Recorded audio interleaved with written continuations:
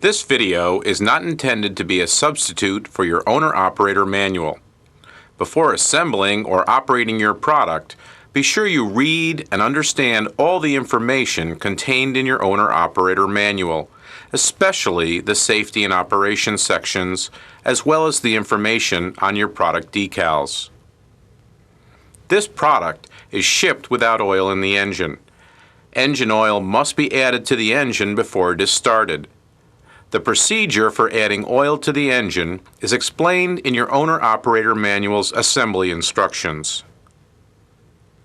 Congratulations! You've just purchased one of the most well-respected names in gardening and power equipment. Your new tiller will give you years of gardening enjoyment. To make sure you get the most and fully utilize your new tiller, we want to give you some visual tips on how to get the best performance from your new product. In the next few minutes, we'll cover some assembly reminders, how to get started with your new tiller, getting some driveway practice, and tilling the ground under several different gardening conditions. Let's start with assembly reminders. Refer to your owner-operator manual for complete instructions on assembly if your product was not pre-assembled for you. Be sure you add oil to the engine and check the transmission fluid level prior to running the machine. Oil should be covering the lower threads in the oil fill hole of the engine. The machine must be on level ground to do these procedures. The transmission fluid should be halfway up the worm gear as seen here. Check to be sure your handlebars are firmly mounted. Check the lower section here, as well as the mounting point to be sure the hardware is tight. Now let's get to know the features and controls of your new machine. All small frame tillers can be easily rolled or freewheeled by the operator without the engine's power. However, when tilling under power, the wheels have to be engaged or locked to the wheel shaft shown here. Make sure that when you're ready to till, that the wheels are pinned to the wheel shaft. The wheels must be properly pinned to the wheel shaft to provide power to the wheels and stable tilling action. Consider freewheel to get out to the garden if it's a considerable distance, then pinning the wheels to the shaft once you're ready to till. One of the most important features on your tiller is this depth regulator. Setting the depth regulator properly is the key to getting the best tilling action. This control decides how much of a bite your tines will take out of the soil. If you try to take too much of a bite at once, the tines will tend to overpower the wheels, and the machine will tend to bounce over the top of the soil. This is especially true in tough soil conditions. If you have hard soil, be prepared to make gradual progress, going 1 or 2 notches at a time in depth control. We discuss this in more detail later in the video. The engine features several controls for both starting and normal operation. Be sure prior to the starting sequence that the spark plug wire is firmly attached to the spark plug. To start the engine, place the throttle in the run position and be sure your fuel shutoff valve is in the on position if your engine has that feature. Your engine is equipped with a manual choke that must be used when the engine is cold. Set the choke in the full on position. Pull the recoil out until you feel resistance. This may be several inches from the at-rest position. Now give a good solid pull on the recoil, being careful not to pull the rope out so far that it reaches the end and stops. When the engine starts, let it run for a few seconds until it starts to sputter or falter, then shut the choke off. On some engines, this may need to be done gradually. With the engine started and running at full throttle, you're ready to start using the machine. First, one tip about engine speed. Many people like to throttle the engine way down to lower the noise level. This is not a good idea for two reasons. First, it won't deliver all its horsepower if throttled back. And second, the engine is air-cooled and relies on small cooling fins inside the front housing to cool the engine. If you throttle it back, it won't get all the cooling benefit from those fins. Now, before you go out and actually start tilling, let's get some driveway practice. Make sure you're in a nice, wide open area with no obstructions or obstacles you'll need to maneuver around. While practicing in the driveway, be sure to use two hands to control the machine.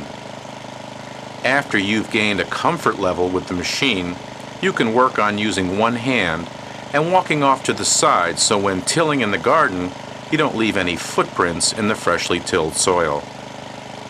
And remember to pin the wheels to the axle when you're ready to start sending power down to the wheels and tines. From now on, when we refer to the operator's position, that will mean standing at the rear of the machine unless otherwise noted. Since we're in the driveway and don't want the tines to strike the paved surface, lower the depth regulator all the way down like this. Make sure that the tines are actually lifted off the ground so they won't hit when they revolve. Now, you're ready to engage the tiller's drive system. Pull up on the bale until it comes in contact with the handlebar. Doing this tightens the drive belt and transfers the power to the wheels and tines. Knowing how to stop your new tiller is just as important as starting it. All you have to do in any situation to stop is simply release the handlebar control. Now let's practice turning.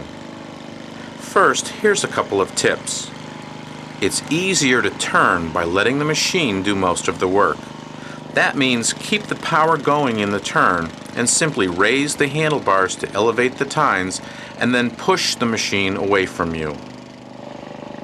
If you're working on a slope or in an area where there's some degree of pitch to the soil, it's always easier to turn the machine so that you swing the handlebars to the downhill side. This way you let gravity work for you. It's obviously more work if you're trying to push the handlebars uphill in a turn. Now that you've had a chance to practice with your new tiller, let's head for the garden. If your garden is a long distance from where you store your tiller, pull the wheel pins and freewheel to the garden by pushing the machine. Then repin the wheels when you're ready to till. To start out, we'll focus on the more difficult or challenging job of breaking ground and creating a new garden where there's been nothing but sod or unbroken ground. This is where the proper setting of the depth regulator becomes a critical step in successful tilling. Make sure that the tiller takes only a shallow bite on your first pass. Set the depth 1 or 2 notches down on the depth control. Now you're ready to start tilling. Lift up on the bale so the wheels and tines start moving. The tines will start to till the soil as soon as they make contact. The machine should be moving along at a steady, even pace, but not bouncing or bucking.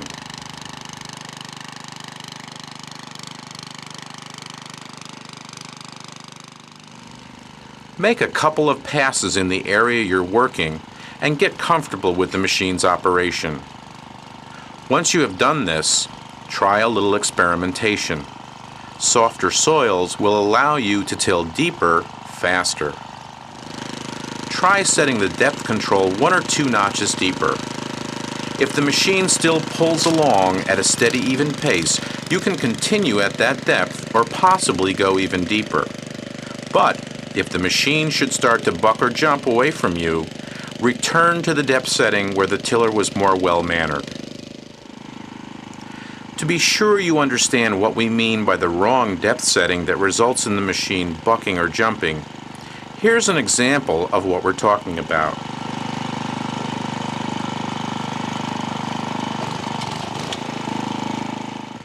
Notice how the tines tend to take too much of a bite and actually overpower the slower moving wheels and cause the machine to skip ahead. Also, notice how our operator did not try to hang on to the machine, but instead let go, releasing the operator presence control, stopping the wheels and tines. Tilling a new garden is a gradual process. In some tougher soil conditions, it may require more frequent passes, increasing tilling depth more gradually. Here's another tip that will help make new garden tilling easier. When working in fresh sod, skip a small section of the turf on first passes.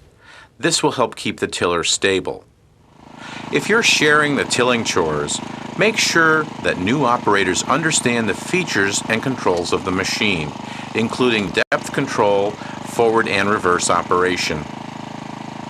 Once you have determined the size of your garden and have tilled it once, go back over the untilled strips.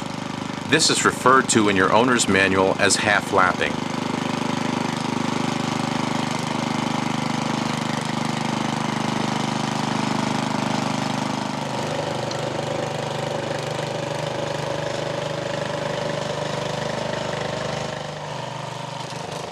If there is enough area to permit it, consider changing the direction of tilling on second or third passes. If you started working east to west, try perpendicular passes from north to south.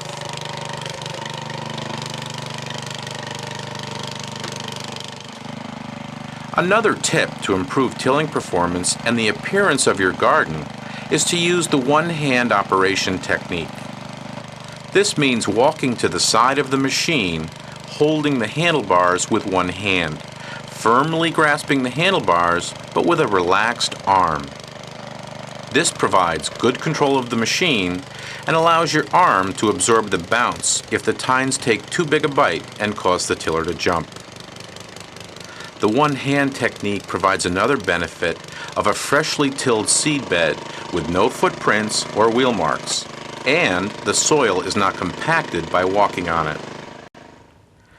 Next, let's look at some tilling tips that will help you improve the soil conditions in an existing garden. A garden spot that has been tilled before is usually easier to till and prepare for spring planting. Improve your garden by adding organic matter to the soil for super rich soil. By adding organic matter like leaves and other organic material, you'll improve both the tilth and fertility of your soil. Now, with your layer of organic matter spread over the loose soil, go back over it with the tiller and blend it into the soil. This is one of the strongest benefits you get from your new tiller.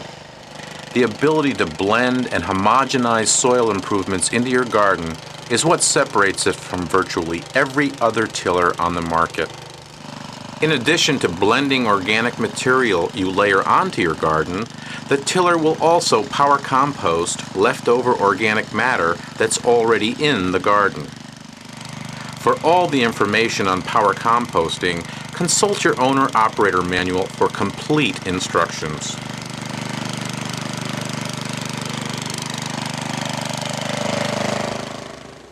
To improve tilling performance in tough soil conditions, an optional set of frame weights shown here can be added to your machine. To keep your tiller in top working order, make sure you read and follow the maintenance sections of your tiller manual. All service parts and attachments for your new tiller can be ordered directly from the factory or the retailer who sold you your tiller. Well, thanks for watching this video about your new tiller, and congratulations! You've made a wise purchase decision that is bound to serve you well in and around the garden for years to come. If you have any questions that aren't answered in this video or in your owner-operator manual, be sure to contact us at the factory and we'll do our best to answer your questions. The toll-free number for our technical service department is 800-520-5520. To order service parts and attachments for your tiller from the factory, call 800-648-6776. Be sure to have your serial number handy and mention that you are calling as a result of watching your video user's guide that was included with your tiller. Thanks again for watching, and good luck with your new tiller. And happy gardening!